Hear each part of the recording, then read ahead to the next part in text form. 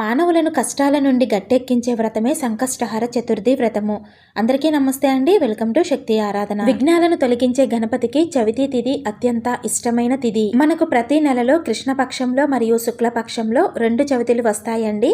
అయితే ప్రతి నెలలో కృష్ణపక్షంలో పౌర్ణమి తర్వాత వచ్చే చవితిని మనము సంకష్టహర చతుర్థిగా పరిగణిస్తాము. ప్రతి నెలలో వచ్చే ఈ సంకష్టహర చతుర్థి రోజున వ్రతాన్ని ఆచరించటం వలన మన జీవితంలో ఉన్న ఎంతటి కష్టమైనా సరే తీరిపోతుందండి. అటువంటి విశేషమైన ఈ రోజున వ్రతాన్ని ఏ విధంగా ఆచరించాలో పూర్తి పూజా విధానాన్ని ఈ రోజు వీడియోలో షేర్ చేయబోతున్నాను. వీడియోని స్కిప్ చేయకుండా లాస్ట్ వరకు చూడండి, అప్పుడే మీకు బాగా అర్థమవుతుంది.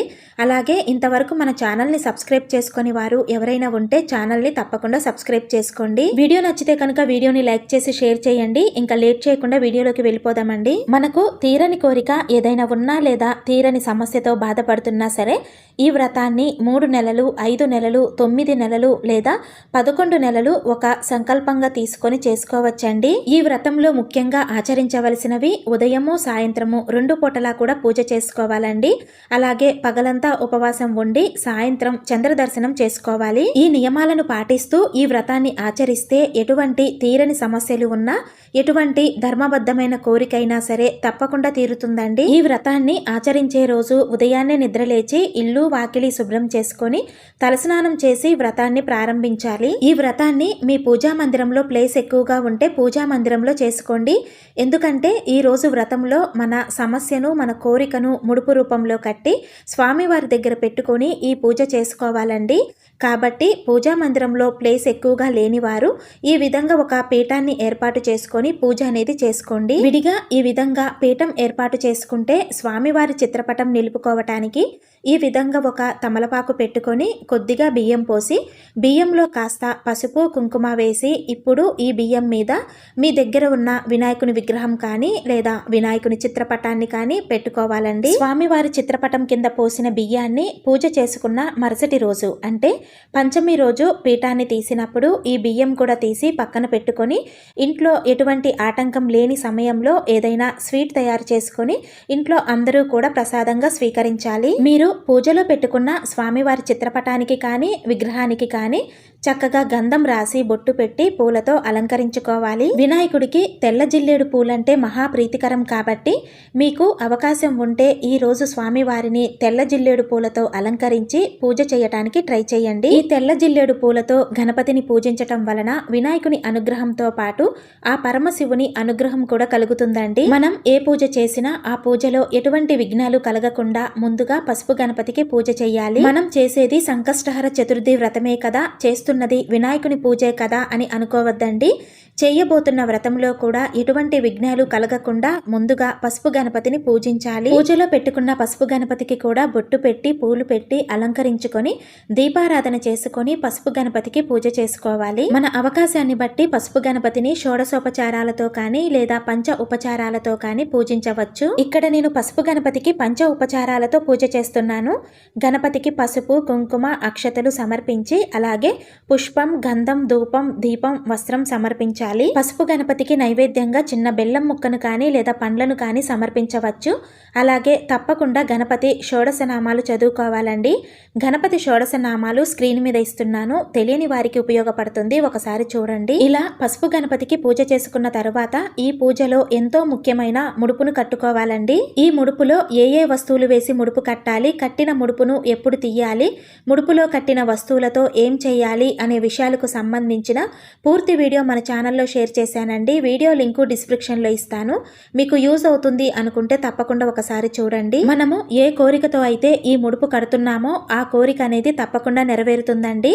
అయితే మన కోరిక 1 నెలలో తీరినా లేదా 2 నెలల్లో తీరినా సరే, ఒకవేళ మీరు కనుక ఈ వ్రతాన్ని ఒక సంకల్పంగా తీసుకొని చేస్తున్నట్లయితే కోరిక నెరవేరినా లేదా సమస్య తీరిపోయినా సరే ఎన్ని నెలలు మీరు సంకల్పం తీసుకున్నారో అన్ని నెలలు కూడా తప్పకుండా ఈ వ్రతాన్ని ఆచరించాలి. ఈ విధంగా కట్టుకున్న ముడుపును ఇలా స్వామివారి దగ్గర పెట్టి నమస్కారం చేసుకోవాలి. ఈ ముడుపును స్వామివారి దగ్గర ఎప్పుడైతే పెట్టామో అప్పటి నుండి మళ్ళీ మనము సాయంత్రం పూజ చేసే వరకు కూడా కదపకూడదండి. అలాగే వినాయకుడిని పెట్టుకున్న పీఠాన్ని కూడా సాయంత్రం పూజ పూర్తి అయ్యే వరకు అస్సలు కదపకూడదు. మీ దగ్గర వినాయకుని విగ్రహం ఉంటే ఈ రోజు పూజలో స్వామికి అభిషేకం చేసుకోండి, చాలా మంచిది. అభిషేకం చేసే ముందు వినాయకుడిని చందన కుంకుమలతో పుష్పాలతో అలంకరించి ఆ తరువాత అభిషేకం అనేది చేసుకోవాలి. ఇక్కడ నేను గణపతిని పసుపు కుంకుమతో అభిషేకిస్తున్నాను. ఇలా పసుపు కుంకుమతో అభిషేకం చేసుకోవచ్చండి, లేదా పంచామృతాలతో కూడా అభిషేకం చేసుకోవచ్చు. మీ వీలును బట్టి, మీ అవకాశాన్ని బట్టి మీకు అందుబాటులో ఉన్న వాటితో గణపతికి అభిషేకం చేసుకోండి. ప్రతి నెలలో వచ్చే సంకష్టహర చతుర్థి రోజున విఘ్నేశ్వరుని ఒక్కొక్క నామంతో పూజిస్తారు. ఈ ఫాల్గుణ మాసంలో బాలచంద్ర మహాగణపతి అనే నామంతో వినాయకుడిని పూజిస్తాము. అలాగే ప్రతి నెలలో కూడా ఒక్కొక్క పీఠం నామంతో పూజిస్తాము.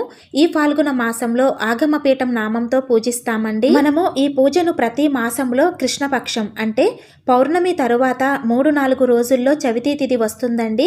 మనకు ప్రదోషకాల సమయమునకు అంటే సాయంత్రం సూర్యాస్తమయం సమయంలో చవితి తిథి ఏ రోజు ఉంటుందో ఆ రోజున మనము ఈ సంకష్టహర చతుర్థి వ్రతాన్ని ఆచరించాలి. ఈ సంకష్టహర చతుర్థి ఒకవేళ మంగళవారం రోజు కనుక వస్తే అది ఎంతో విశేషమైన రోజుగా పరిగణిస్తారు. మంగళవారంతో కలిసి వచ్చిన సంకష్టహర చతుర్థిని అంగారక సంకష్టహర చతుర్థి అంటారండి. జీవితంలో ఎవరైనా ఇప్పటి వరకు ఈ వ్రతాన్ని ఆచరించలేదు అనుకున్నవారు, అదేవిధంగా మొదటిసారిగా ఈ వ్రతాన్ని ప్రారంభించాలి అనుకున్నవారు మంగళవారంతో కలిసి వచ్చిన సంకష్టహర చతుర్థి రోజు ప్రారంభిస్తే చాలా మంచిదండి. అభిషేకం చేసుకున్న తరువాత గణపతికి కర్పూర నీరాజనం చూపించాలి.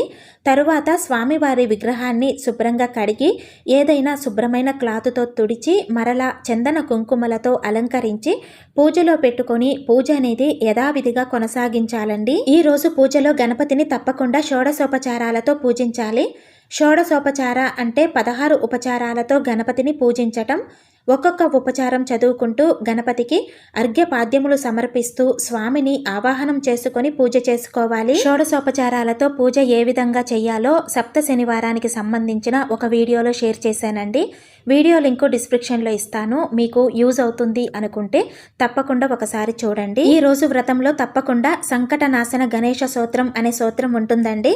అది చదువుకోవాలి. దానితో పాటు గణేశుని అష్టోత్తరాలు కూడా చదువుకుంటూ గణపతికి పూజ చేసుకోవాలి. ఇవన్నీ చదవటం రాదు, చదవలేము అనుకున్నవారు ఓం గం గణాధిపతయే నమః అనే గణేశుని మంత్రాన్ని మనసులో తలుచుకుంటూ కూడా ఈ వ్రతాన్ని చేసుకోవచ్చు. గణపతి అష్టోత్తరాలు చదివే సమయంలో అవకాశం ఉన్నవారు తెల్ల జిల్లేడు పూలతో స్వామిని అర్చించండి. అదేవిధంగా వినాయకుడికి గరిక అంటే మహాప్రీతికరమని అందరికీ తెలుసు కదండి. కాబట్టి ఈ రోజు వ్రతంలో స్వామివారికి మహా ఇష్టమైన తెల్ల జిల్లేడు గరిక ఉండే విధంగా చూసుకోండి. అష్టోత్తరాలు చదువుతూ గణపతికి తెల్ల జిల్లేడు గరిక అలాగే మీ దగ్గర ఉన్న పుష్పాలు సమర్పిస్తూ పూజ చేసుకోండి, చాలా మంచిది. అదే విధంగా ఈ వ్రతం ఆచరించే రోజు తప్పకుండా సంకష్టహర చతుర్థి వ్రతకథ చదువుకోవాలండి. చదవటం రానివారు కనీసం వ్రతకథ వినటమైనా చెయ్యాలి. ఈ వ్రతం ఆచరించేవారు ఈ రోజు తప్పకుండా ఉపవాస నియమాన్ని పాటించాలి. ఈ సంకష్టహర చతుర్థి రోజు తనకు తెలియకుండానే ఉపవాసం ఉండటం వలన ఒక స్త్రీకి స్వర్గలోకం ప్రాప్తించినట్లు మనకు సంకష్టహర చతుర్థి వ్రతకథలో ఉంటుంది. అదే విధంగా బ్రహ్మచర్య నియమాన్ని కూడా పాటించాలండి. అయితే ఉపవాసం ఉన్నవారు ఉదయం పూజలో స్వామివారి దగ్గర పెట్టిన నైవేద్యాలు స్వీకరించవచ్చండి. అలాగే పాలు పండ్లు తీసుకుంటూ సాయంత్రం మరల వినాయకునికి పూజ చేసుకొని చంద్రదర్శనం అయిన తరువాత ఉపవాసాన్ని విరమించాలి. ఒకవేళ మీకు ఉపవాసం చెయ్యటానికి ఆరోగ్యం సహకరించదు అనుకుంటే ఈ రోజున ఉప్పు లేని పదార్థాలను స్వీకరించవచ్చండి. గణపతికి అష్టోత్తరాలతో పూజ చేసుకున్న తరువాత వినాయకుడికి ముడుపుకు కూడా ధూపం వేసి దీపం చూపించాలి. తరువాత స్వామివారికి నైవేద్యం సమర్పించి కర్పూర నీరాజనం ఇవ్వాలండి. నైవేద్యంగా గణపతికి మీరు ఏదైనా వండిన పదార్థాన్ని కానీ లేదంటే పండ్లను కానీ సమర్పించవచ్చు. ఈ విధంగా ఉదయం పూజ చేసుకున్న తరువాత యథావిధిగా మన పనులన్నీ చేసుకోవచ్చు. కానీ తప్పకుండా ఉపవాసం ఉండాలి, బ్రహ్మచర్య నియమాన్ని పాటించాలి. అదే విధంగా అవకాశం ఉన్నవారు వినాయకుడి గుడికి వెళ్లి స్వామిని దర్శించుకుంటే కూడా చాలా మంచిదండి. ఇలా పూజ పూర్తయిన తరువాత ఇప్పటి నుండి మళ్ళీ సాయంత్రం మనం స్నానం చేసి పూజ ప్రారంభించే వరకు పూజలో పెట్టుకున్న వినాయకుడిని కానీ ముడుపును కానీ పీఠాన్ని కానీ అస్సలు కదపకూడదండి. అదే విధంగా మీరు సాయంత్రం ఇల్లు ఊడ్చే సమయంలో కూడా పీఠం పెట్టిన గదిని చీపిరితో ఊడవకుండా ఏదైనా ఒక క్లాత్ తీసుకొని నెమ్మదిగా తుడుచుకోవాలి. సాయంత్రం పూజ మళ్ళీ చంద్ర దర్శనం అయిన తరువాత, అంటే సూర్యుడు అస్తమించి చంద్రుడు వచ్చాక పూజ అనేది ప్రారంభించాలి. సాయంత్రం మళ్ళీ స్నానం చేసి పూజను ప్రారంభించాలండి. సాయంత్రం పూజ చేసే సమయంలో ఉదయం స్వామివారికి పెట్టిన పూలు వడిలిపోకుండా బాగానే ఉంటే పూలు మార్చవలసిన అవసరం లేదండి. ఒకవేళ పూలు వడిలిపోయినట్టుగా ఉంటే కనుక ఆ పూలు తీసేసి మీ దగ్గర పూలు ఉంటే స్వామిని మరలా అలంకరించండి. ఒకవేళ పూలు లేకపోయినా పర్వాలేదు, వాడిన పూలు తీసి పూజ చేసుకోండి. అదే విధంగా ఉదయం దీపారాధన చేసిన దీపపు ప్రమిదల్లో ఒత్తులు తీసి కొత్త ఒత్తులు వేస్తే సరిపోతుంది. దీపపు ప్రమిదలు మార్చవలసిన అవసరం లేదండి. సాయంత్రం చేసే పూజ చాలా చిన్న పూజ అండి, లఘువుగా చేసుకుంటే సరిపోతుంది. వినాయకుణ్ణి పూలతో అలంకరించుకొని ముందుగా దీపారాధన చేసుకోవాలి. సాయంత్రం పూజ లఘువుగా చేస్తున్నాము కాబట్టి గణపతికి పంచ ఉపచారాలతో పూజ చేసుకుంటే సరిపోతుంది. వినాయకుడికి పుష్పం, గంధం, ధూపం, దీపం చూపించాలి. అలాగే పూలతో కానీ గరికతో కానీ గణపతి అష్టోత్తరాలు, చిన్న చిన్న శ్లోకాలు చదువుకొని పూజ చేసుకోవాలి. గణపతికి అష్టోత్తరాలతో పూజ చేసుకున్న తరువాత గణపతికి నైవేద్యాన్ని సమర్పించి నైవేద్యం మీద కొన్ని నీటి చుక్కలు చల్లి గణపతికి 5 సార్లు చూపించి నమస్కారం చేసుకోవాలి. నైవేద్యం అనంతరం గణపతికి కర్పూర నీరాజనం చూపించాలి.